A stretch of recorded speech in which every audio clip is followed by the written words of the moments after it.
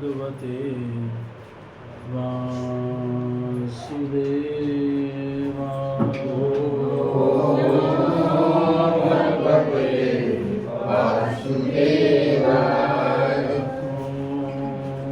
नमो भगवते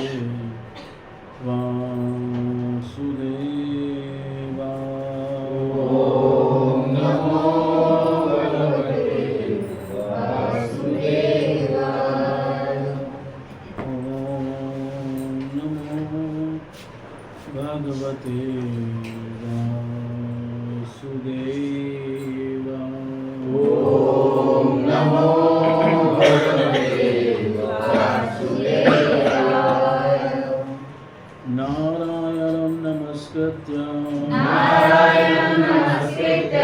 नरं चैव नरोत्तमं देवीं सरस्वतीं व्यासं ततो जयमुदीरये नष्टप्रायेषु भद्रेषु नित्यं भागवत सेवया भगवतीरुक्तं श्लोके भक्ति भवति नश्यति। ॐ ज्ञानातिमिरान्धस्य ज्ञानञ्जनशलाकया चक्षुरुन्मिलितं येन तस्मै श्रीगुरुवे नमः। श्रीचैतन्यमनोभीष्टं स्थापितं येन भूतले स्वयं रूपं करुणामयं ददाति स्वपदान्तिकं। वन्देऽहं श्रीगुरुं श्रीगुरुश्च श्रीरूपं साग्रजातं सहितं रघुनाथं तं सजीवं साग्रवेदं साग्रदूतं परिजनं सहितं कृष्ण चैतन्यदेवं श्रीराधा कृष्णपादान् श्रीविशाखान्वितांश्च। हे कृष्ण करुणा सिन्धु दीनबन्धु जगत्पते गोपेश गोपिकान्त राधाकान्त नमोस्तुते। तप्त काञ्चन गौराङ्गी राधे वृन्दावनेश्वरी विश्वानुसुते देवी प्रणमामि हरिप्रिये। वाञ्छाकल्पतरुभ्यश्च कृपा सिन्धुभ्येव च पतितानां पावनेभ्यो वैष्णवेभ्यो नमो नमः। जय श्री कृष्ण चैतन्य प्रभु नित्यानंद श्री अद्वैत गदाधर श्रीवासादि गौर भक्तवृंद। हरे कृष्णा कृष्णा कृष्णा हरे हरे हरे राम राम राम हरे हरे। नमो विष्णुपादाय कृष्णप्रेष्ठाय भूतले श्रीमते भक्तिवेदान्त स्वामिनिति नामिने। नमस्ते सरस्वती देवे गौरवाणी प्रचारिणे निर्विशेष शून्यवादी भाषाविशेषधारिणे। ग्रंथा श्रीमद्भागवतम की ग्रंथा श्रीमद्भागवतम स्कंद 1 अध्याय 15 और श्लोक संख्या 6। यस्य क्षणा वियोगेन लोकः हि अप्रियदर्शनः उक्थेन रहितः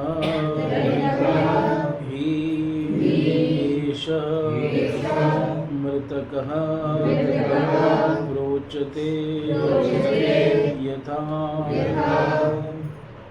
यस्य शरवियोगेन लोको ह्यप्रियदर्शनः मुक्तेन रहितो ह्येष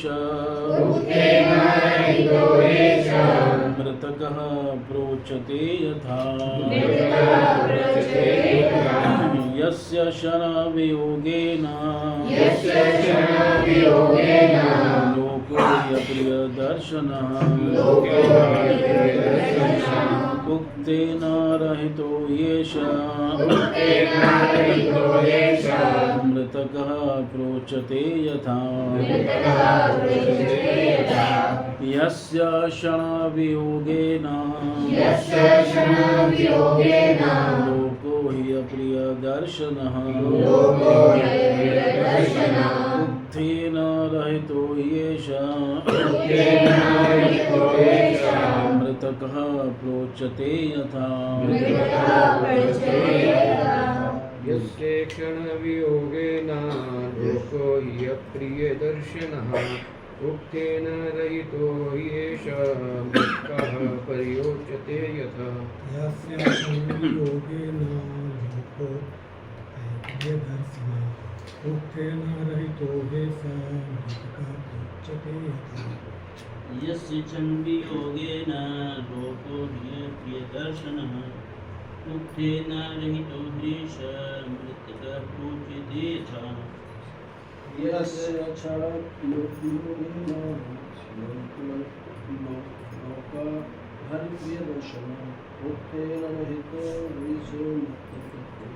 यथा यस्य क्षणवियोगेन लोको हि प्रियदर्शनः उक्तेन रहितो ह्येष मृतकः प्रोच्यते यथा यस्य क्षणवियोगेन लोको हि प्रियदर्शनः उक्तेन रहितो ह्येष मृतकः प्रोच्यते यथा यस्य क्षणवियोगेन लोको प्रियदर्शनः उक्तेन रहितो ह्येष मृतकः प्रोच्यते यथा यस्य क्षणवियोगेन लोको प्रियदर्शनः उक्तेन रहितो ह्येष मृतकः प्रोच्यते यथा यस्य क्षणवियोगेन लोको प्रियदर्शनः उक्तेन रहितो ह्येष मृतकः प्रोच्यते यथा यस्य क्षणवियोगेन लोको प्रियदर्शनः उक्तेन रहितो ह्येष मृतकः प्रोच्यते यथा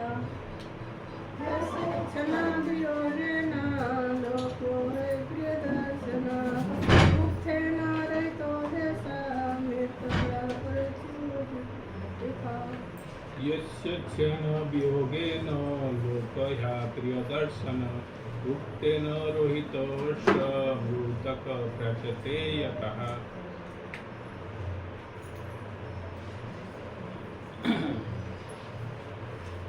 तो इसके शब्दार्थ अनुवाद और तात्पर्य जगत गुरु श्री प्रभुपाद महाराज जी के द्वारा श्री प्रभुपाद महाराज जी की मैंने अभी अभी उन्हें खोया है जिनके क्षण मात्र वियोग से समस्त ब्रह्मांड प्रतिकूल तथा शून्य हो जाएंगे, जिस प्रकार प्राण रहित शरीर। तो युधिष्ठिर ने कई प्रकार के प्रश्न किए और अर्जुन उसका क्या कर रहे हैं, उत्तर दे रहे हैं और कारण बता रहे हैं कि वो किस लिए क्या हैं, दुखी हैं। और कह रहे हैं वंचितो हम महाराज हरिणा बंधु रूपिणा ये न मैं पहृतम तेजो देव विस्मापनम। मुझे उन्होंने ठग लिया, वंचितो हम, मुझे छोड़ के चले गए। मान लो कहें कि इतने कृपालु कैसे तुम्हें छोड़ के चले गए, है ना। तो कह रहे हैं हरि नाम, हरि है वो, और इस समय हरि का मतलब है दुख हरने वाले नहीं। इस समय हरि का मतलब है मेरे तेज को हरने वाले और मेरे जो है बल पराक्रम को वो हर के चले गए। अब मेरे पास वो तेज खत्म हो गया। ये न मैं अपहृतम तेजो देव विस्मापन महत, जिससे देवता लोग भी क्या होते थे, विस्मित हो जाते थे। तो क्यों तुम्हारा तेज बल खत्म हो गया, तो उसका कारण बता रहे हैं कि यस्य कृष्णस्य क्षण वियोगे न, एक क्षण का भी जब वियोग हो जाता है तो लोको ही अप्रिय दर्शन, ये सारा लोक ही क्या हो जाता है, फिर अप्रिय हो जाता है। मतलब यहाँ कुछ भी प्रिय नहीं बचता, कुछ भी प्रिय नहीं रहता। और कैसी अवस्था हो जाती है, उक्ते न रहितो ह्येष मृत को प्रोच्यते जाता। जैसे प्राण निकल जाए तो उसके बाद शरीर का क्या फायदा, कोई फायदा नहीं। शरीर यहीं पड़ा हुआ है, वो मुर्दा है, क्योंकि जो मेन चीज प्राण वो तो क्या हो गए, निकल गए। ऐसे ही अर्जुन के प्राण कौन है, कृष्ण। अब वो चले गए तो अर्जुन किसी काम का नहीं है, वो मुर्दे के समान है। अर्जुन अपने आप को इसी प्रकार मानता, यानी ये सारा संसार अर्जुन को अब अप्रिय लग रहा है। इसको कहते हैं भगवान का प्रेम, भगवान की भक्ति, कि जब भगवान से विरह हुआ, भगवान चले गए, तो ये संसार अब बिल्कुल भी अच्छा नहीं लग रहा। ऐसा ही दशरथ महाराज के साथ हुआ। जब भगवान राम चले गए तो उन्हें सारा संसार क्या लगा, अप्रिय लगा ना। उनकी कहीं रुचि थोड़ी, उन्होंने भी क्या कर दिया, प्राणों का ही त्याग कर दिया।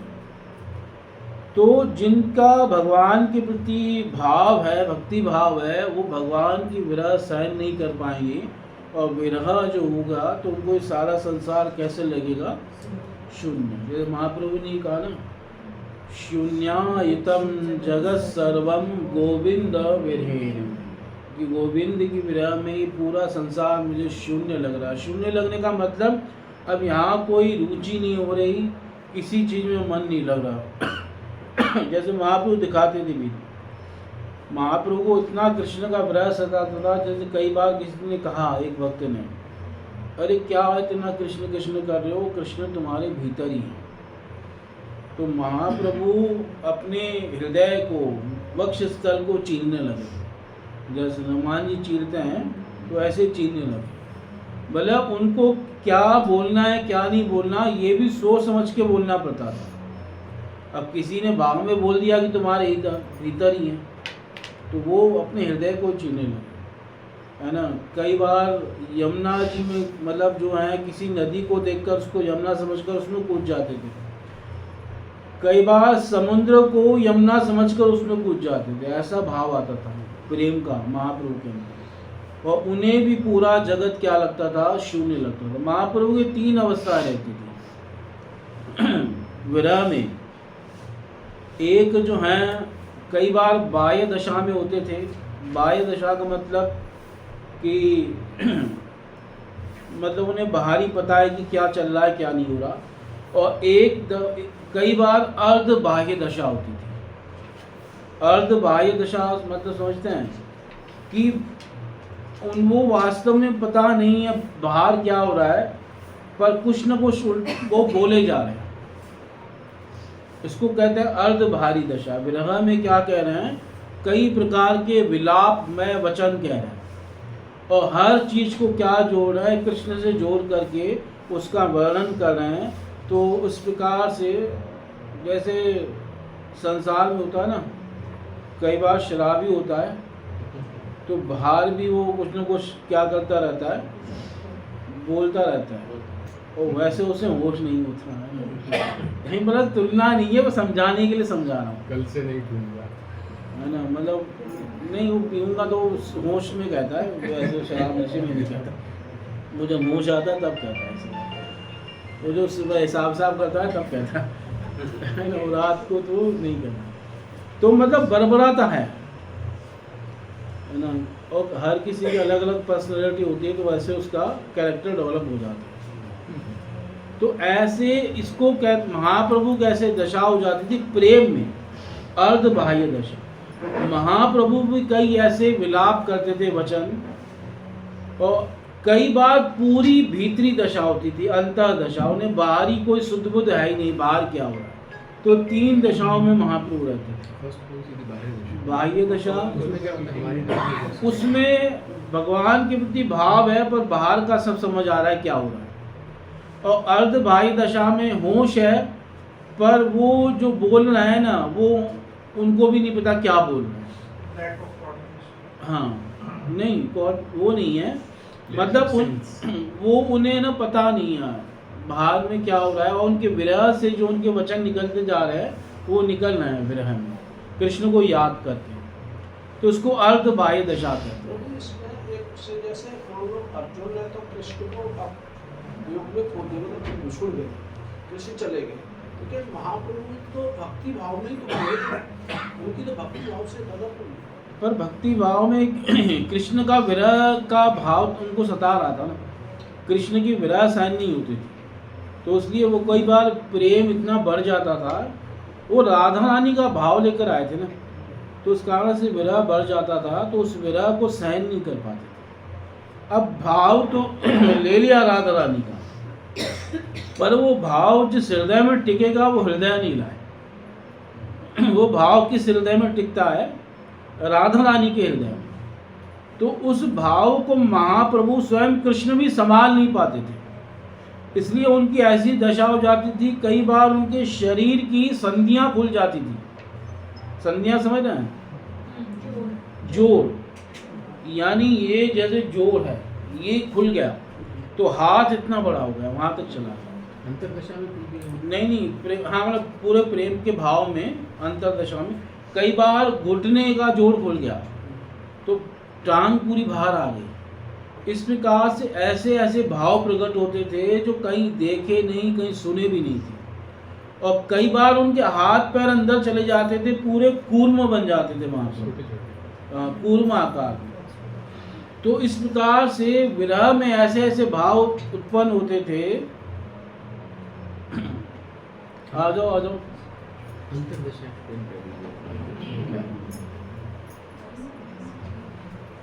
तो वो उस विरह में जो है सहन नहीं कर पाते थे, यानी प्रेम तो लेकर आए हैं, पर प्रेम टिकेगा किस हृदय में?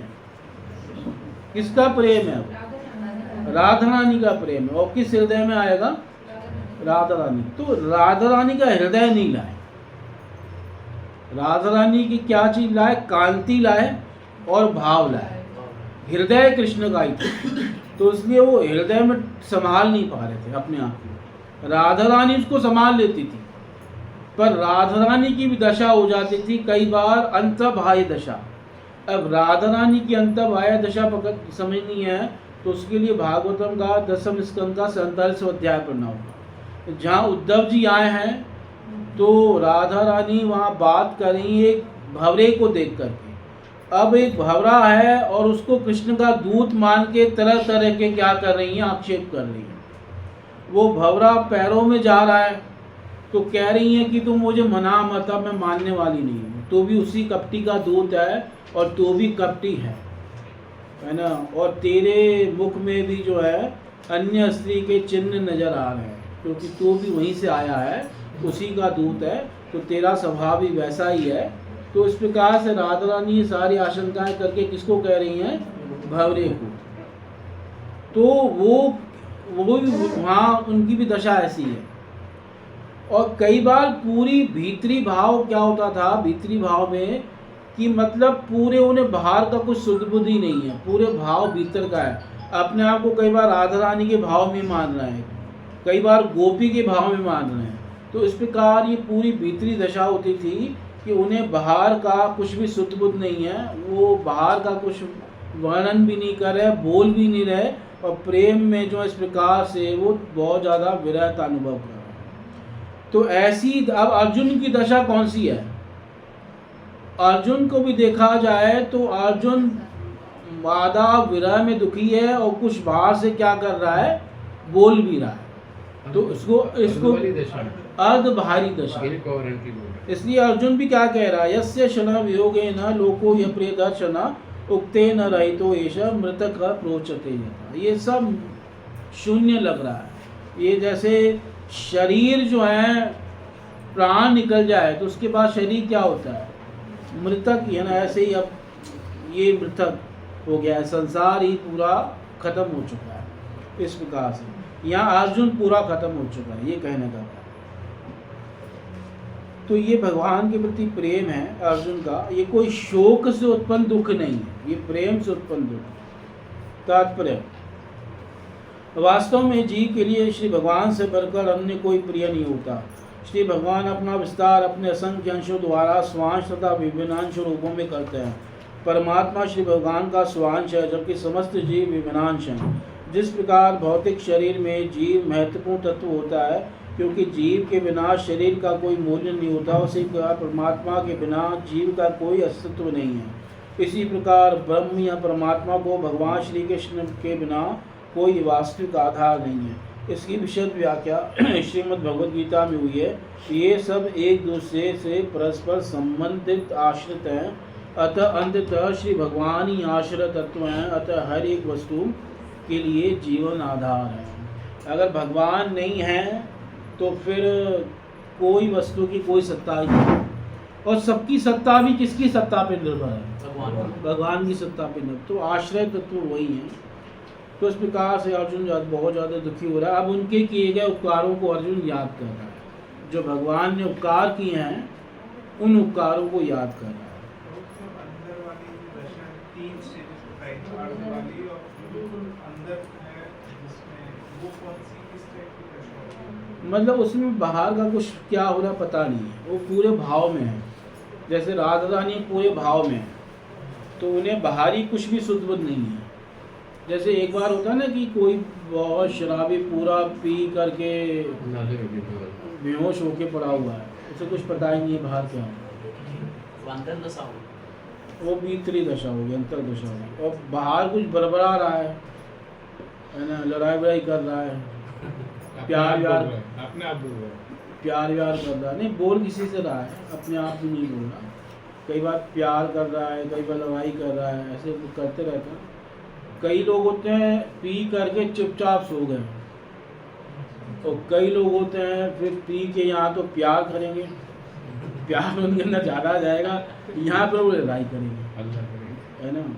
यही कैरेक्टर डेवलप होते हैं, है ना। और यहाँ फिर मतलब इस प्रकार से होते हैं। तो ऐसे ही समझो।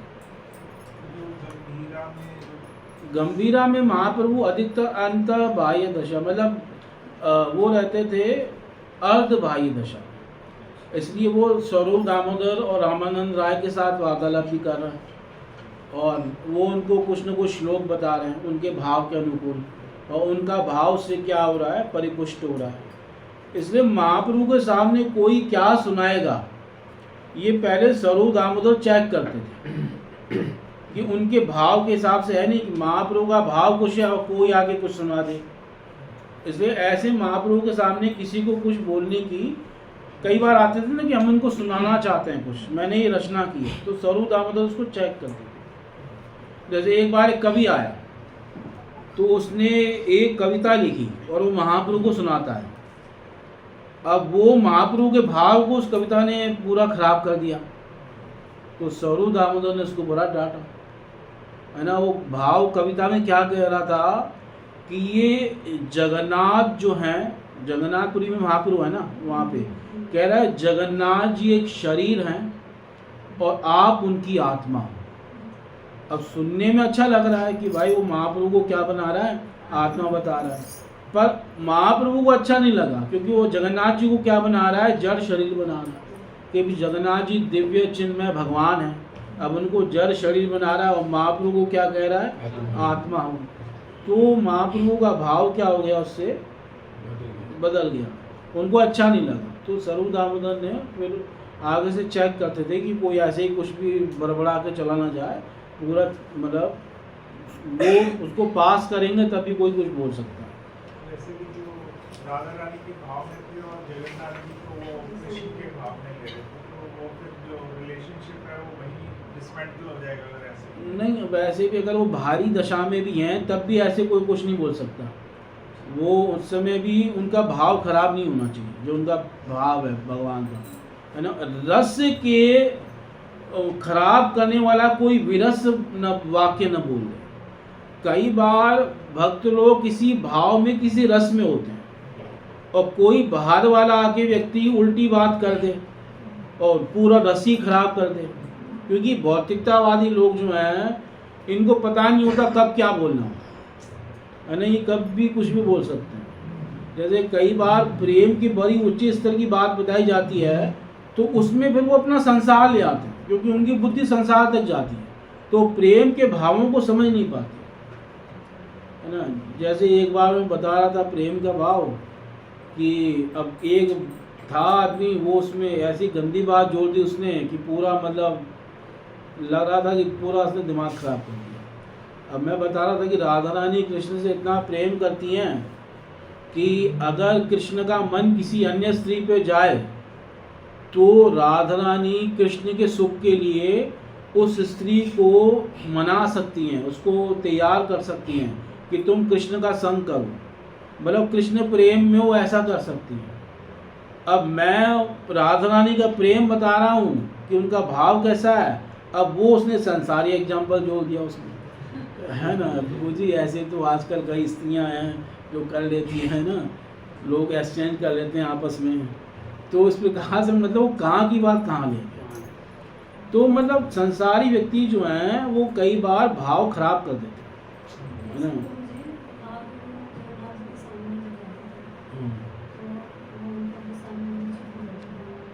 उनमें क्या, हाँ मूर्छित हो जाते तो वो भीतरी दशा में चली जाती है, अंतर दशा में चली जाती है। जैसे पहली बार जब गए तो पहली बार अकेले जा रहे थे, संन्यास लेने के बाद सीधा कहाँ गए जगह, मतलब पहले तो शांतिपुर में गए, फिर शांतिपुर में सब भक्तों ने मिलकर तय किया, शची माता ने तय किया कि महाप्रभु कहाँ रहेंगे, जगन्नाथपुरी रहेंगे। तो जगन्नाथपुरी जब आए हैं तो अकेले आ रहे हैं और नित्यानंद प्रभु ये सारे भक्त पीछे पीछे हैं।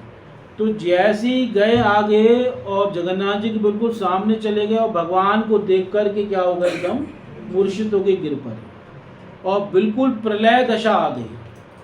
प्रलय दशा समझते हैं, भाव में एक अंतिम दशा होती है प्रलय दशा, जिसमें कि लगता है कि सांस भी बंद हो गई है, हिलना डुलना भी बंद हो गया है और लगता क्या है कि सांस भी नहीं चल रही। तो सारे पुजारी वगैरह सब घबरा गए कि ये सन्यासी था, जवान सन्यासी, और एकदम जगन्नाथ जी को देखकर क्या हो गया, गिर गया और उसकी सांस भी बंद हो गई। तो उस समय सार्वभौम भट्टाचार्य जी वहाँ थे, तो वो तुरंत वहाँ आए और उन्होंने एक रुई उठाई, रुई का छोटी सी रुई का तिनका, और वो महाप्रभु के नाक के पास ले गए। तो देखा कि वो रुई हिल रही है, यानी हल्की हल्की सांस क्या हो रही थी, चल रही थी।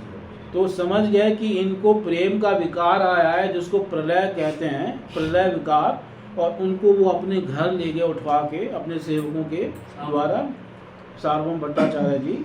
और फिर वो महाप्रभु को कुछ समय के बाद जो है होश आया, और इधर नित्यानंद प्रभु वगैरह सब इधर महाप्रभु को ढूंढते हुए वो भी मंदिर में पहुँचे। और फिर वो कई समय उनके, तो सब भक्तों ने कहा कि आज के बाद आप जगन्नाथ जी का दर्शन करने जाएंगे तो किसी को साथ लेके जाएंगे, अकेले नहीं जाएंगे। और फिर ये तय हुआ, महाप्रभु ने कहा कि मैं गरुड़ स्तंभ के पास खड़े होकर जगन्नाथ जी का दर्शन करूंगा, मैं एकदम आगे नहीं जाऊंगा। तो जो गरुड़ स्तंभ है वहाँ उसके पीछे से महाप्रभु जगन्नाथ जी का क्या करते थे, दर्शन करते थे। तो वो बिल्कुल आगे नहीं जाते थे महाप्रभु, तब से ही ऐसा उन्होंने नियम था।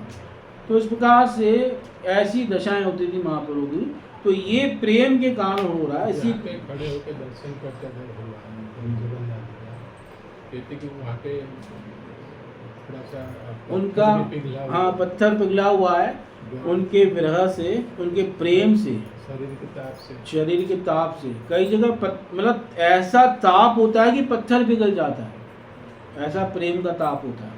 तो इस प्रकार वहाँ पिघला हुआ है और कई जगह पिघला है महाप्रभु के ताप से। हाँ वहाँ पे भी उड़ीसा में एक और भी मंदिर है, अलारनाथ, वहाँ भी हाँ भगवान लेटे हुए हैं। वहाँ पे तो बहुत अच्छी तरह से क्लैरिटी है, उनके चिन्ह हैं, नजर आते हैं। वो भी ताप से, विरह के ताप से पिघला हुआ। तो कहने का भाव है प्रेम के ऐसे ऐसे दिव्य भाव उत्पन्न होते थे महाप्रभु के भीतर। तो उन्होंने भी यही बात कही कि सारा संसार मुझे क्या नजर आ रहा है, शून्य नजर आ रहा है। तो अब वो अर्जुन जो है भगवान के किए गए उपकारों को याद कर रहे हैं। यश्रया द्रुपद गेहम उपागता नाम राज्ञां स्वयंवर मुखे स्मरतुर्मदानां तेजोहृतं खलु मया विहतस्य मस्य सज्जीकृतेन धनुषाधिगता च कृष्णा उनकी कृपामय शक्ति से ही मैं उन समस्त कामोन्मत्त राजाओं कुमारों को परास्त कर सका जो राजा द्रुपद के महल में स्वयंवर के अवसर पर एकत्र हुए थे। अपने धनुष बाण से मैं मत्स्य लक्ष्य का भेदन कर सका और इस प्रकार द्रौपदी का पारिग्रहण कर सका। यह संश्रया, जिनकी कृपा से, जिनके आश्रय से, यस्य कृष्णस्य आश्रया, जिनके आश्रय से, द्रुपद गेहम उपागताना, द्रुपद के घर में आए हुए। कौन आए थे? राज्ञाम, राजा लोग आए थे। और राजाओं का विशेषण क्या है? स्मरा दुर्मदानाम, जो काम से बहुत ज़्यादा मदान्ध हो गए थे। काम से क्या हो गए थे? मतवाले हो गए थे। स्मर कहते हैं काम को, स्मरे न कामे न दुर्मदाना, दुर्मद हो गए थे। और स्वयंवर मुखे, जब द्रौपदी का स्वयंवर चल रहा था तो उन्हीं की कृपा से मैंने उनका तेज भी छीन लिया। तेजो हृतम, किनका तेज? राजाओं का। और अभिहतश्च मत्स्य, और जो मत्स्य का लक्ष्य भेदन था वो भी मैंने कर लिया। खलु मया अभिहतश्च मत्स्य सज्जीकृतेन धनुष, मैंने अपने धनुष बाण को, धनुष बाण से उन सब का तेज भी छीन लिया और लक्ष्य का भेदन भी मैंने कर लिया। और लक्ष्य भेदन करने से क्या हुआ? अधिगता च कृष्णा, कृष्णा मतलब द्रौपदी को मैंने प्राप्त कर लिया। और ये स्वयंवर तो बड़ा फेमस है जो हुआ था। और स्वयंवर में क्या, कौन सा लक्ष्य था? आंख देखनी है, पर कहाँ देखनी? पानी की परछाई में देखनी। कृष्णा नाम भी कृष्णा, अर्जुन का नाम भी कृष्णा, द्रौपदी का नाम भी कृष्णा। हाँ, कृष्णा जो है कई स्त्रियों का नाम है। कालिंदी का नाम भी कृष्णा है। कालिंदी कौन है? यमुना जी भगवान कृष्ण की पत्नी है। इसलिए कई बार राधा रानी बोलती थी, कृष्णा तुम इतने काली हो कि तुम्हारे नहाते नहाते यमुना जी भी काली हो गई। शाम तिहारे निहाते निहाते कालिंदी भी काली भई, है ना। इतने काले हो कि नहा के यमुना जी को भी क्या कर दिया? काला कर दिया। और मुझे टच मत करना, कहीं फिर मैं भी काली हो जाऊँ। डोंट टच मी, है ना। कृष्णा है या कृष्ण? यमुना जी का? द्रौपदी तो कृष्णा बोलते हैं, हाँ। और हम कहते हैं ना कृष्ण है, कृष्णा नहीं, स्त्री का जब नाम होगा तो कृष्णा होगा।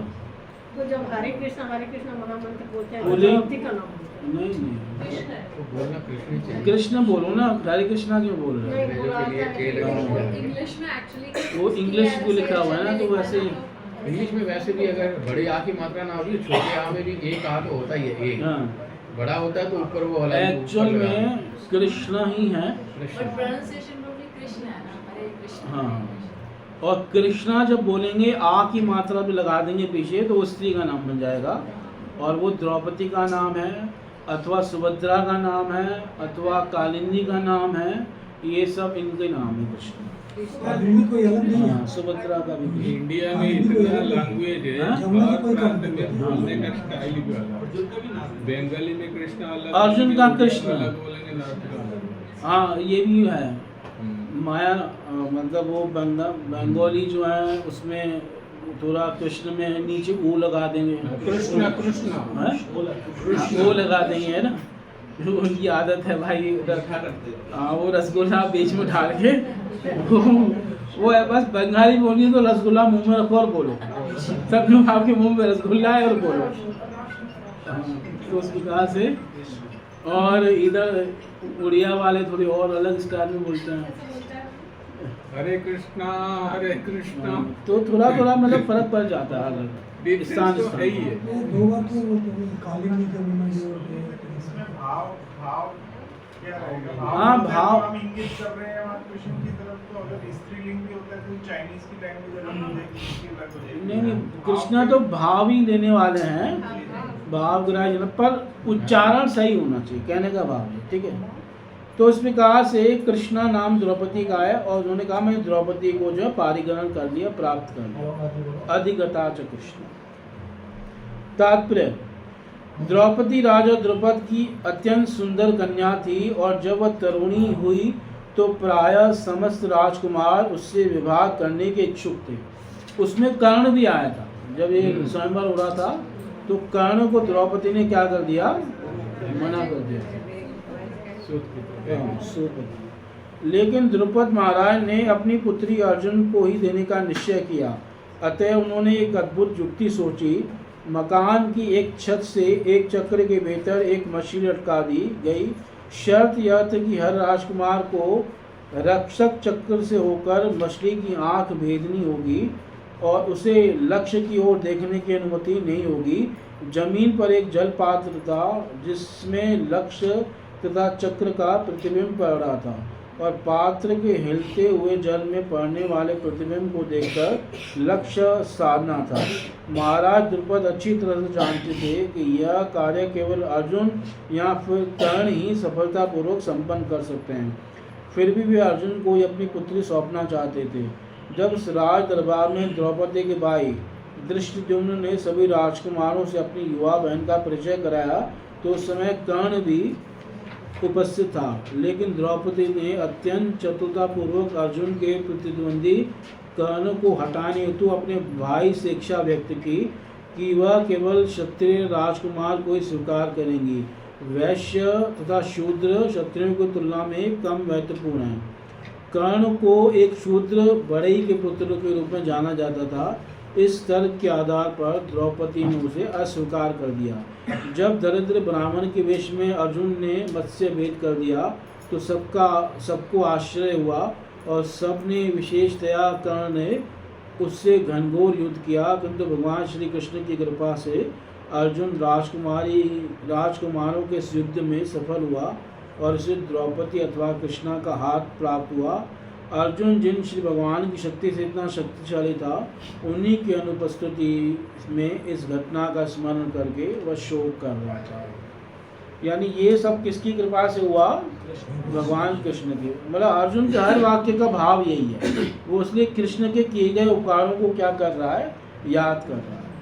और प्रभु जी यहाँ पे एक लिखा हुआ शूद्र बढ़ई, शूद्र बढ़ई मतलब कारपेंटर, मतलब हाँ कारपेंटर हो गया ना वो एक्चुअल में, क्योंकि उनके पिता पुत्र क्या कारपेंटर होते हैं? नहीं, कारपेंटर नहीं होते थे, वो रथ वगैरह और ये सब संभालते थे, रथ का कार्य करते थे, कई बार साथी बनते थे तो ये सब कार्य वो करते थे, तो इसलिए यहाँ पे ऐसा कहा गया। बड़ा ही तो नहीं थे ना। हाँ नहीं, बड़ी। और स्मर दुर्मदा नाम का एक अर्थ ये भी है कि युद्ध में वो बड़े जिनको हराना बड़ा मुश्किल था। स्मर का मतलब युद्ध भी है, युद्ध में हराना मुश्किल था पर जिनकी कृपा से मैं उन सबको युद्ध में क्या कर सका, हरा सका। इस प्रकार से भाव यन्निधौ अहमु खांडवम अग्नेदाम इंद्रम च सामरगणम तरसा विजित्य लब्धा सभा मया कृताद्भुत शिल्प माया दिव्यो हरन नृपतयो बलिमद्वरेते। चूँकि वे मेरे निकट थे अतः मेरे लिए अत्यंत कौशल पूर्वक स्वर्ग के शक्तिशाली राजा इंद्रदेव को उनके देव पार्षदों सहित जीत पाना संभव हो सका और इस प्रकार अग्निदेव खांडव वन को विनष्ट कर सके। उन्हीं की कृपा से मैं नामक असुर को जलते हुए खांडव वन से बचाया जा सका। इस प्रकार हम अत्यंत आश्चर्यमयी शिल्प कला वाले सभा भवन का निर्माण कर सके जहाँ रास हुए यज्ञ के समय सभी राजकुमार एकत्र हो सके और आपको आदर प्रदान कर सके। यह सन्निधाव, जिनकी सन्निधि में यानी जिनकी कृपा से, अहम मैंने, ऊ का मतलब प्रसिद्ध है, यहाँ आश्चर्यवाचक है कि कितने आश्चर्य की बात है कि उनकी कृपा से ही, उनकी सन्निधि से ही मैंने अग्निदेव को खांडव वन जो है, मतलब उनको अग्निदेव खांडव वन जला पाए और ये कृष्ण की कृपा से हुआ। क्योंकि अग्निदेव को एक बीमारी हो गई थी, क्या हो गया था, अपच हो गया था, अजीर्ण, मतलब एक राजा था, उसने इतनी आहुति दी अग्निदेव को, घी की आहुतियाँ, कि अग्निदेव का पेट खराब हो गया। घी इतना घी पिलाया कि अग्निदेव को हजम नहीं कर पाए, है ना। मतलब अग्निदेव सब कुछ हजम कर सकते हैं, पर वो बहुत ज़्यादा घी पिला दिया। इतना घी खिलाया। हाँ, तो अग्निदेव अब जो है खांडव वन को जलाना चाहते थे। मतलब अग्निदेव को बताया गया अश्विनी कुमारों के द्वारा कि आपको कुछ औषधियों का सेवन करना पड़ेगा, और वो औषधियाँ हैं खांडव वन पृथ्वी में।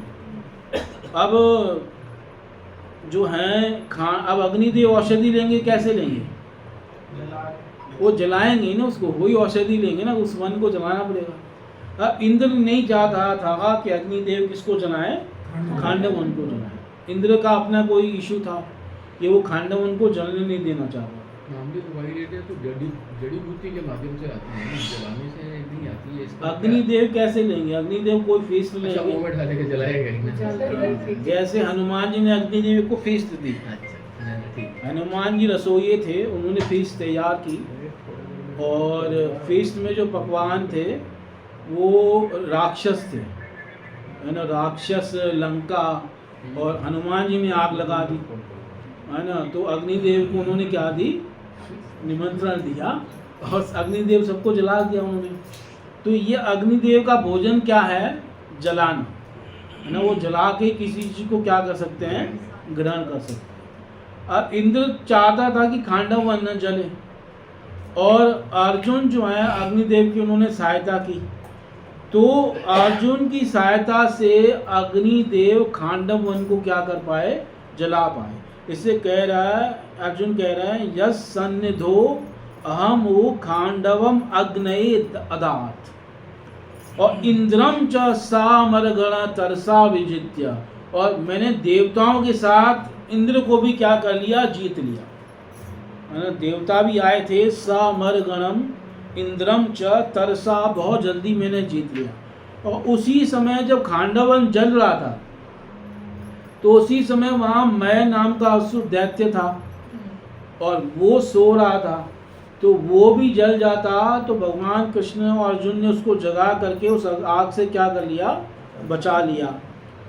तो मैं दानव बड़ा खुश हो गया, तो उसने युधिष्ठिर महाराज के लिए क्या कर दी, एक सभा बना दी, एक है ना अद्भुत शिल्प माया से एक सभा बना दी। और जिस सभा में क्या लगता था, कई प्रकार की भ्रांति हो जाती थी। जैसे अर्जुन को भी भ्रांति हुई, सभा में हुई, क्योंकि कई जगह वहाँ लगता था कि वहाँ जल है तो वहाँ स्थल होता था, और कई जगह लगता था स्थल है वहाँ जल होता था। तो ऐसे ही जब राजसूय यज्ञ हुआ तो सभी लोग वहाँ इकट्ठे थे, इवन भगवान कृष्ण भी थे, उनकी सारी मतलब अधिकतर उनकी पटरानियाँ भी वहाँ आई हुई थी, रुक्मणी आदि, सत्यभामा इत्यादि, और भी कई सारी स्त्रियाँ थी।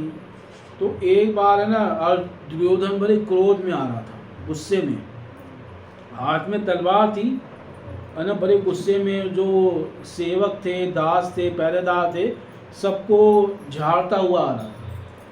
तो ऐसे ही एक पहरेदार ने, जो एक जगह जल आया तो अपने वो धोती ऊपर करने लगा, तो पहरेदार ने कहा नहीं नहीं महाराज, जाइए, स्थल ही है। तो वो जो है गुस्सा करने लगा कि ये दास हमें समझाएंगे, है ना।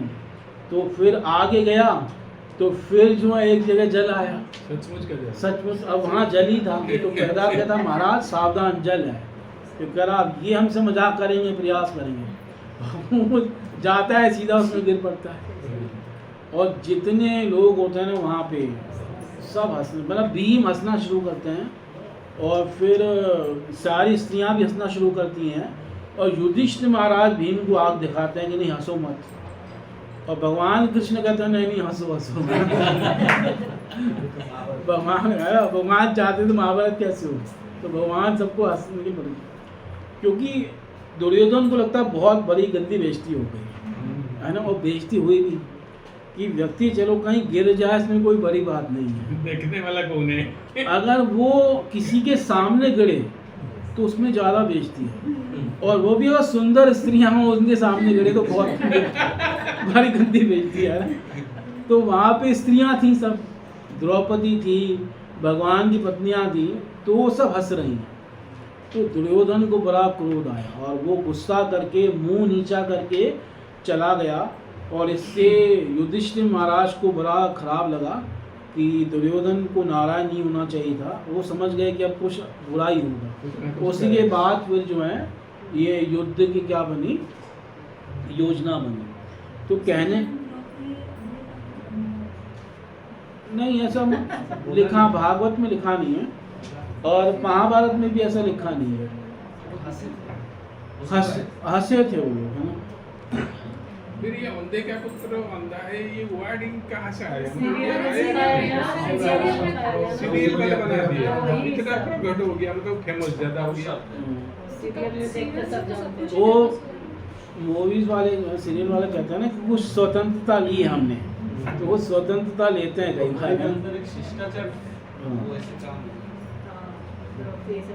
हाँ, तो बाकी महाभारत में नहीं है, किसी और ग्रंथ में हो तो हो सकता है, बाकी महाभारत में नहीं है। तो इस प्रकार से इंद्रम च सामर्ग तस्या विजित्य, तो कह रहा कि मैंने इंद्र को जीत लिया। अब हुआ क्या कि जब अग्निदेव ने खांडवन को जला दिया तो उनकी बीमारी ठीक हो गई और अग्निदेव ने अर्जुन को क्या प्रदान किया?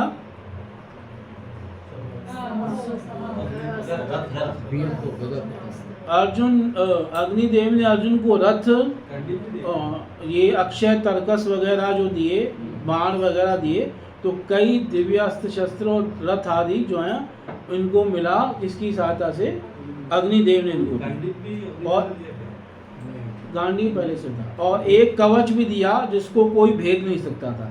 तो अर्जुन के पास एक कवच, एक रथ ये और बाण आदि ये सब दिए। और इस प्रकार से अर्जुन ने जो है इन भगवान की कृपा से प्राप्त किया। और साथ में दानों ने अद्भुत जो है वो सभा बना दी। और उसके बाद जब राजसूय यज्ञ हुआ तो सारे राजा वहाँ आए और उन सब राजाओं ने भी क्या दी, भगवान जो है युधिष्ठिर को सबने अपने अपने उपहार भेंट किए। दिव्यो हरन निरपतयो बलिमध्वरित, है ना, सारी दिशाओं को हमने जीत लिया राजसूय यज्ञ के लिए। और निरपतयो नरपतियों ने, राजाओं ने हमें क्या दी, बलि प्रदान की। हाँ हाँ, तो इस प्रकार से ये सब हुआ। तात्पर्य, मैं दानव खांडव वन का निवासी था, किंतु जब खांडव वन में आग लगा दी गई तब उसने अर्जुन से रक्षा करने हेतु याचना की, अतः अर्जुन ने उसकी जान बचाई। फलस्वरूप अत्यंत कृतज्ञ था। बदले में उसने पांडवों के लिए एक अद्भुत सभा भवन का निर्माण कर दिया। जैसे देवताओं के शिल्पकार विश्वकर्मा ना, ऐसे दैत्यों के हैं मैं दानव। मैदान इतना स्पीड था कि निर्माण कर दिया पूरी असेंबली का, और जब वन में आग लगी भाग नहीं सका, उसने अर्जुन को कहा मेरी रक्षा। एक्चुअल में क्या हुआ कि वो सो रहा था, तो इन्होंने जब उनको चारों तरफ आग लगी तो अचानक उठा तो कह दिया। तो इन्होंने उसको जगाकर कहा कि तुम यहाँ से निकल जाओ, नहीं तो तुम जल जाओगे। तो इस प्रकार से बचाया था इन्होंने। फल स्वरूप अत्यंत कृतज्ञ था। बदले में उसने पांडवों के लिए एक अद्भुत सभा भवन का निर्माण कर दिया, जिसके प्रति सभी देशों के राजकुमार अत्यंत आकृष्ट थे। उन्होंने पांडवों की अलौकिक शक्ति का अनुभव किया और सबने बिना ईर्ष्या या झिझक के महाराज को भेंटें प्रदान की।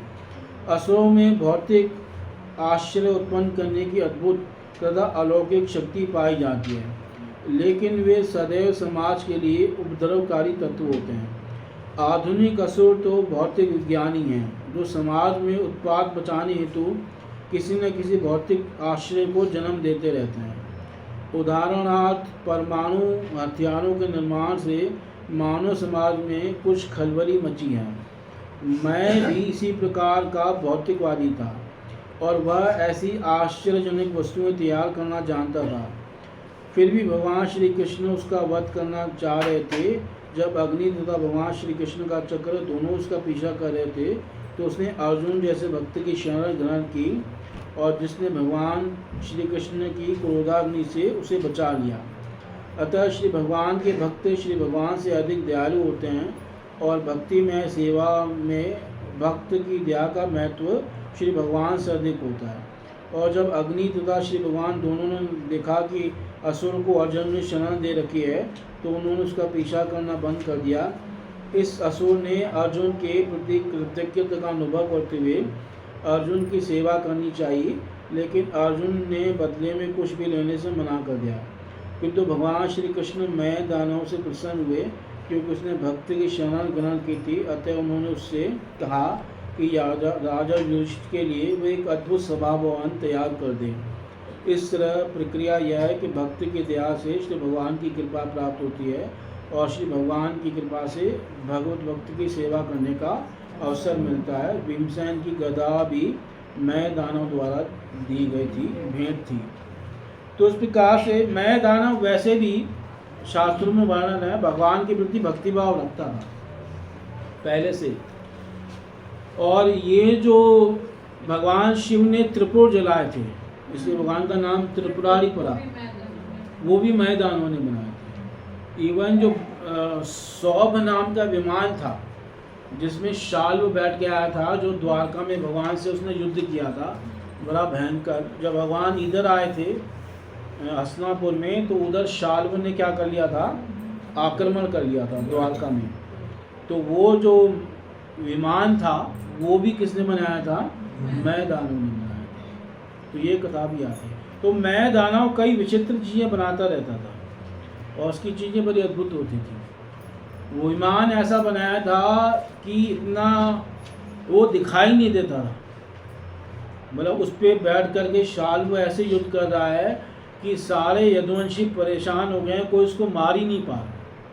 हुआ क्या कि जब राजसूय यज्ञ हुआ तो राजसूय यज्ञ में भगवान ने किसका वध कर दिया, शिशुपाल का। तो शिशुपाल का जब वध हुआ और शिशुपाल से पहले इन लोगों ने किसको मार दिया था, जरासंध को, है ना। अब ये एक के बाद एक राजा मरते जा रहे थे, तो इनका बदला चुकाने के लिए शिशुपाल और जरासंध का मित्र शाल्व ने द्वारका में आक्रमण कर दिया और शाल्व ने भगवान शिव की आराधना की और कहा कि मुझे वरदान दो कि मैं सारे यदुवंशियों का क्या कर सकूं, मतलब मुझे एक ऐसा विमान दो कि जो यदुवंशियों को बहुत परेशान करे और कोई देवता, कोई दैत्य, कोई दानव उसको भेद न पाए, ऐसा विमान दो। तो भगवान शिव ने ऐसा विमान दे दिया शाल्व को, और शाल्व उस पर बैठ करके आक्रमण करता है द्वारका में। और उस समय न बलराम जी द्वारका में हैं, न कृष्ण द्वारका में हैं। कौन है, प्रद्युम्न आदि हैं और भगवान कृष्ण के पुत्र हैं। तो उस समय प्रद्युम्न ने युद्ध की अगुवाई की और वो लड़ने के लिए तैयार हुए और बड़ा भयंकर युद्ध हुआ शाल्व में और प्रद्युम्न में। कई बार तो प्रद्युम्न जी घायल हो गए एक बार तो, और उनका सारथी जो है उनको युद्ध भूमि से वापस ले आया। और प्रद्युम्न जी को जब होश आया तो उन्होंने बड़ा डांटा सारथी को कि ये तुमने क्या किया, तो मुझे क्यों ले आए, है ना, मैंने युद्ध में पीठ नहीं दिखा सकता था। तो इस प्रकार फिर वो प्रद्युम्न जी वापस आए, फिर युद्ध शुरू हुआ। तो इतनी देर में पता चल गया कि भगवान को पता चल गया कि द्वारका पे आक्रमण हो चुका है। भगवान को पहली आशंका हो रही थी, तो कृष्ण बलराम भी बहुत तुरंत जल्दी आ गए। और बलराम जी को भगवान ने कहा कि तुम जो है राज्य की आप रक्षा करें, सबकी रक्षा करें, मैं युद्ध पे जा रहा हूँ। तो भगवान कृष्ण आए शाल्व से युद्ध करने के लिए। और शाल्व भी इतना मायावी था कि जब भगवान कृष्ण युद्ध कर रहे थे तो एक बार शाल्व ने क्या किया, अपनी माया ऐसी दिखाई कि एक व्यक्ति जो है भगवान कृष्ण के पास आता है और भगवान कृष्ण से कहता है कि हे प्रभु, मुझे आपके माता ने भेजा है और शाल्व आपके पिता को उठा के ले गया है। कौन कह रहा है, एक मायावी मनुष्य जो शाल्व ने भेजा था। अब भगवान कृष्ण एकदम जो है सोचने लगे कि मैंने तो बलराम जी को वहाँ पे रक्षा में लगाया था, और बलराम जी के रहते शाल्व की इतनी हिम्मत हो गई कि किसको उठा के ले आया, मेरे पिता को ले आया। और बलराम जी को तो कोई देवता या दानव कोई नहीं हरा सकता। तो इधर इतने में देखते हैं कि शाल्व जो है वसुदेव को लेके आ रहा है ना, और वो कह रहा है कि देख, मैं तेरे पिता की गर्दन अभी काट रहा हूँ, तेरे में हिम्मत है तो बचा ले। और भगवान के सामने जो है वसुदेव जी की गर्दन काट देता है। मतलब वसुदेव नहीं होते, वो माया होती है ना। और भगवान जो है, भगवान को सब पता है कि माया है, पर भगवान लीला करने में थोड़ी देर का अभिनय करते हैं कि जैसे उन्हें पता नहीं है, और फिर भगवान समझ जाते हैं कि ये ससुर ने क्या रची है, माया रची है। फिर भगवान उस शालू का क्या करते हैं, अपनी गदा से उसके विमान को पूरा तोड़ देते हैं और अपने चक्र से उसकी गर्दन काट देते हैं, और इस प्रकार वो शालू भी क्या होता है, भगवान शिव से वरदान लेने के बाद भी वो क्या हो जाता है, मारा जाता है। जो आया था बदला लेने, उसके बाद स्वयं क्या हो जाता है, मर जाता है। तो मतलब भगवान के सामने उसने तरह तरह की माया रची और ऐसा अद्भुत विमान लेके आया था, पर भगवान उसका भी क्या कर देते हैं, वध कर देते हैं। इस प्रकार भगवान इसके बाद एक के बाद उनके साथियों को मारते जाते हैं। जैसे पौंड्रक वासुदेव आता है ना, कि जो अपने आप खुद ही अपने आप में क्या बनता था, भगवान बनता था, उसको ही मार देते हैं। फिर इन सब का बदला लेने के लिए आता है वो द्विविध वानर, और उसको बलराम जी मार देते हैं। और फिर जो है दंत वक्र आता है, इन सब का बदला लेने के लिए भगवान दंत वक्र को ही मार देते हैं। दंत वक्र ही बड़ा बलवान था, क्योंकि दंत वक्र कौन था, वो अवतार है इनका, जय विजय का ही, और वो कुंभकर्ण था। तो उस दंत वक्र का शरीर भी बड़ा विशाल था, उसको भी भगवान मार देते हैं। फिर दंत वक्र के बाद बदला लेने के आता है विदुरथ, उसका भाई विदुरथ को भी भगवान मार देते हैं। यानी एक के बाद ये सबको भगवान क्या करते जाते हैं, ये सारे शिशुपाल और उनका गैंग जो है भगवान सब एक के बाद एक खत्म कर देते हैं, है ना। सब आते हैं बदला लेने के लिए, सब क्या होते जाते हैं, मर जाते हैं। जब भगवान दंत वक्र को मारते हैं तो उसके बाद भगवान वापस आते हैं ब्रज में, है ना। और ब्रज में आते हैं और सबसे मिलते हैं, ये अपने नंद बाबा से, यशोदा माता से, गोपों से, गोपियों से। तो भगवान करीबन 50 साल के बाद जब से गए हुए थे, उसके बाद वापस आते हैं और सबसे मिलते हैं। तो ये आती है शास्त्रों में कथा, पद्म पुराण इत्यादि में, कि दंत वक्र को जब भगवान ने मारा तो भगवान दतिया गए थे, तो दतिया से जब वापस लौटे तो ब्रज में सबसे भगवान मिले, और अधिकतर असुरों को भगवान ने मार दिया। बाकी जो असुर बचे थे वो कब मरे, जब महाभारत का युद्ध हुआ, तो उसको निमित्त बनाकर के कई असुर भगवान ने तब मारे। तो इस प्रकार भगवान ने पृथ्वी का पूरा भार हरण किया, और बाकी जो लास्ट में भगवान ने भार कैसे हरण किया, जब यदुवंशी आपस में क्या हो गए, लड़के मरे। तो इस प्रकार से भगवान ने पृथ्वी का क्या किया, भार हरण किया। दंत वक्र को दतिया में मारा था, इसलिए वहाँ पे दतिया नाम पड़ा। हाँ, और फिर वहाँ से वापस आए तो जो है मिले फिर ब्रजवासियों से, और फिर भगवान ब्रज से कभी नहीं गए, तब से अभी तक ब्रज में ही है ना। और द्वारका में वासुदेव जी हैं, नंद नंदन, हाँ नंद नंदन कृष्ण जो है, फिर वो सबको अप्रगट लीला में ले गए। सब प्रगट लीला से कहाँ चले गए, अप्रगट लीला में चले गए।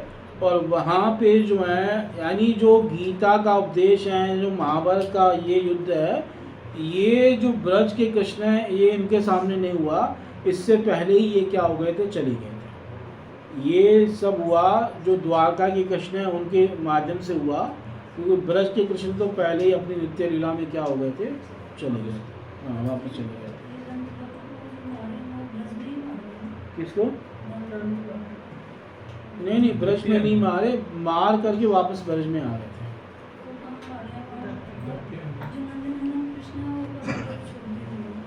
हाँ, नहीं, एक्चुअल में क्या हुआ कि पहले दोनों मिलकर लीला कर रहे थे। जब भगवान कृष्ण ब्रज से गए थे तो नंद नंदन कृष्ण और वासुदेव कृष्ण दोनों मिलकर लीला कर रहे थे।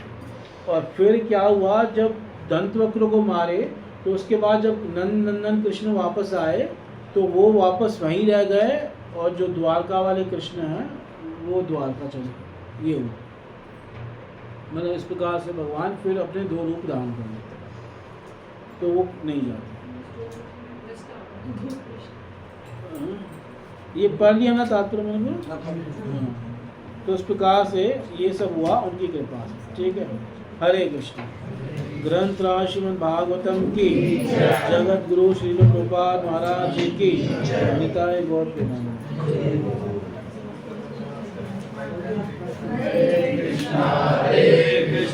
कृष्णा कृष्णा हरे हरे हरे राम राम राम हरे हरे।